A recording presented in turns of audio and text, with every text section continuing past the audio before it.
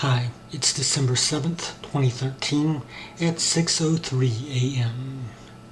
So peanut butter kind of has a bad reputation as being unhealthy, and it is if you indulge in it too much, but eating it as a snack, maybe once a day, is actually healthy for you. It can help prevent heart disease and type 2 diabetes, as long as you eat it in moderation.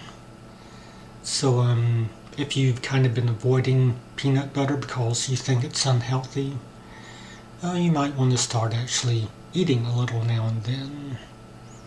So, yeah, to recap, healthy, not healthy. Anyway, I guess that's going to do it for this video. I just thought I'd make a video about peanut butter for some strange reason. And, yeah, I guess I'll just go ahead and wrap it up. And I'll see you next time. Bye.